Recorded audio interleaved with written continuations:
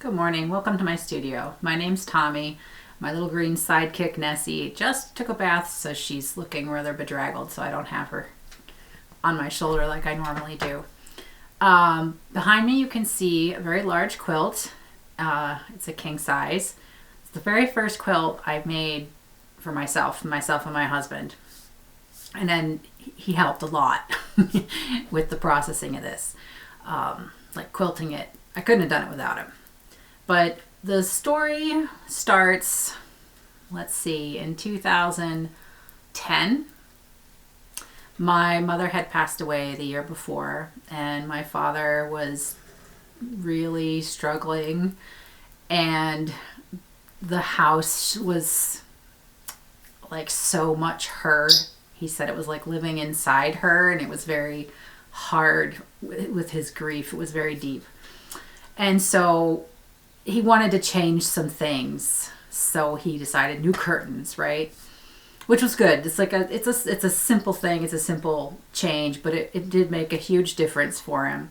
So the fabric, if you can see this, it's got sort of paisleys on it. It's the main, and it's like a turquoise and green. So that's what we picked out, and my dad and I, we had kind of a uncomfortable relationship, let's say, a lot of the time. And after my mom died, it seemed like we both kind of we were meeting halfway a little bit better more often. And so going to Joann's with him and picking out fabric for his new curtains, and getting them made and hanging them, it was one of the first really close experiences we'd had since I was a very young child, and that was good. I think it was good for both of us. But then sadly he passed away in 2013. Both my parents were heavy smokers, and my dad also was exposed to Agent Orange, and he had several cancers as a result of the Agent Orange. But I think smoking is what finally got him. So don't do it. So I've had this fabric, the curtains, and they were basically new. There's a little bit of sun fading on a couple of them, but yeah. So I just had them in a stack in my in the linen cupboard, and every once in a while I would take them out and try to figure out, can I use these curtains somewhere? They really don't work in my house. My curtains, or my windows, are very large old Victorian windows, and my parents, they actually bought an Amish home, and so it was very much smaller, and they just didn't work. Although I loved the color. So I kind of had it in my head that I was going to do a quilt out of them for a long time. And the end of last summer, I really was like, okay, I need to make a bed quilt. I hadn't made a bed quilt in a while, and I just had this kernel of this idea. And so I figured out, I think, how many square inches I had of this fabric. Like I took out all the seams, I washed them, I trimmed off the parts that were a little faded. I left some because I didn't have quite enough fabric to do it without a couple faded bits. So yeah, and I designed this quilt based on that fabric, the sashing and the pinwheels, the triangles there. So I designed it. I pulled from stash for the rest of it, except for, let's see, the other part of the pinwheel, the lighter greeny yellow here. That was a thrift find at the local Ithaca Reuse Center. Somebody had donated it, and the community quilt makers had put it out for sale, and it was only a couple dollars for the couple of yards, and I just had exactly enough fabric for all these things, and that really, I love it when that happens, right? And this, let's see, the central one where there's these darker triangles. Now that fabric isn't a perfect match. I know it's not a perfect match. It is a perfect match. Our bedroom has really, really old wood paneling, and it's very dark. And it's beautiful, but it's very dark. And this quilt was meant to kind of brighten that room up a little bit without being, you know, it's not light, but it has a lot of light in it, right? But that fabric exactly matches the paneling, and it's also scraps from my very first pregnancy. I made myself a maternity dress, and I've had those scraps, well, my daughter's 25 now, so I've had those scraps for a while, and it felt really cool to put them in with scraps that reminded me of my father, right? That was really cool to do. I do have a project coming up very soon that I'll be talking about that's focused around my mom and some things that she left behind. So that's pretty much the story of the quilt. Now, it was wonderful putting it together. It went really smoothly. And again, I did it before I had any real idea that I was going to be doing a YouTube channel, or I would have shown a lot more of the process of making the top. But what I'm showing you today is getting ready to quilt it. So making the quilt sandwich, which took forever. And I did that on the floor of our front room, our entryway, which I think probably, this is a very old house, 1860, and it probably was, you know, like a, I don't want to say parlor, because my studio is in what was the parlor, but is it attached to that room is where you'd first come in. And it's big, it's 15 feet square. So I had room to lay out the quilt, which is 105 inches square. I had exactly enough of the backing material.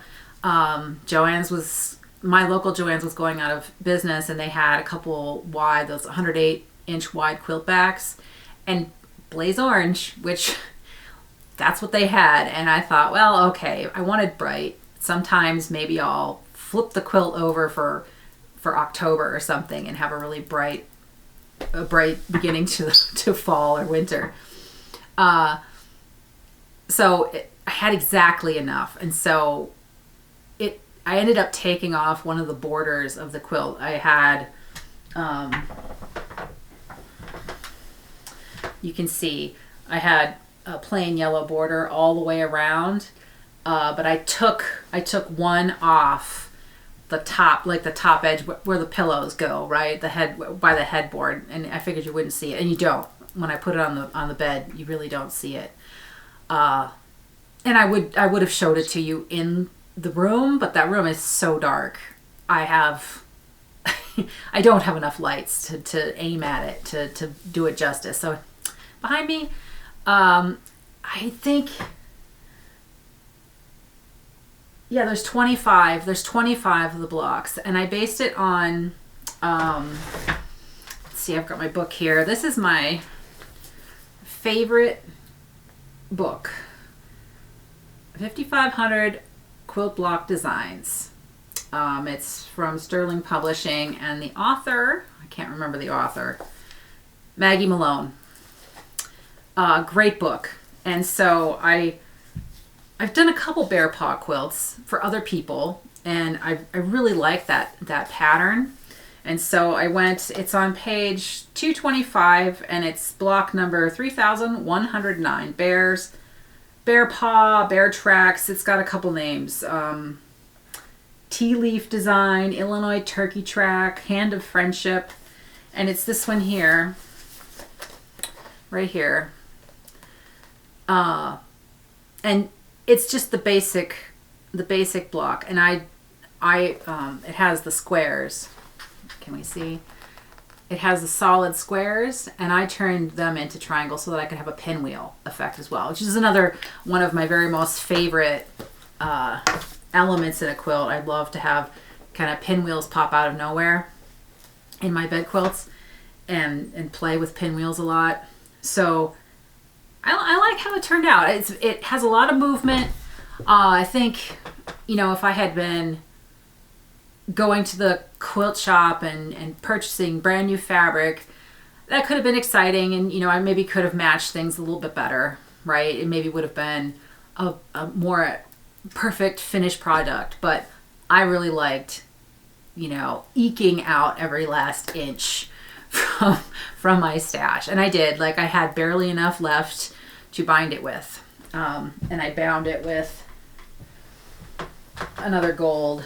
I don't know if you can see. There's the back, that bright orange. I don't really know where to look today. I've got myself, and I've got my, everything's kind of looking backwards to me. So here's the finished product. When I first finished it, before it was washed, I didn't like it. I had never quilted such a huge thing before on my domestic machine. It's really only the second quilt that I ever did on my domestic machine. The first one I did much, much more basic. And this is really basic. I just did wandering lines, you know, going 2 different directions. So it kind of makes a grid. Maybe you can see it on the back here. Let's see. Can you see the grid? The wavy grid? Yeah. So that looks terrible. And I felt like we had ruined it. And yeah, it was pretty sad. And then now it's been washed 3 times, and it's fine. I like it. And I was hoping that was what would happen, you know. So it's fine. It's not great, but it's, you know, I didn't pleat anything. I didn't make any terrible lumps, so it's good. And you know, the dogs are on it, and it's meant to be used, right? So watch on through. I've condensed a lot of it as much as I think I can, but you'll get the idea. I start out by laying the sandwich out on the floor, all 3 layers, the backing, the batting, and then the quilt top. And I pin basted the whole thing, and I did maybe 8 inches apart, and that seemed to work pretty good when I was quilting it. That didn't get in my way too much. In the past, I've done like 4 inches apart, and it's not necessary, right? I've learned. And this is a big quilt, so if it was going to shift and pull around, it would have. There was one edge where the backing, like just along one corner, was like just like half an inch. There wasn't enough backing behind the front, and so I kind of had to fudge that a little bit. But you can't tell on the final. After I got the binding on, that just blended right in. It doesn't show. I couldn't even tell you which corner it is now. So that worked out. And you know, the dogs joined me on the floor because, of course, I don't usually sit on the floor, and so when I'm on the floor, they get all worried about me. So yeah, I'm glad that I recorded finishing this quilt. I think that in the future, just for me personally, it's going to be nice to have some of that process to remember and to see. So I hope you enjoy. I was going to narrate what I'm doing, but it's all pretty self-explanatory, so I just put a little music on and dive in. All right, thank you for joining me here in my studio. I really appreciate it. If you like what you're seeing, please subscribe, leave a comment. I love to talk to people about what I'm doing. I live a pretty isolated life, so it's great to have a bit of community. Yeah, so thank you. I'll see you in the next video. Bye.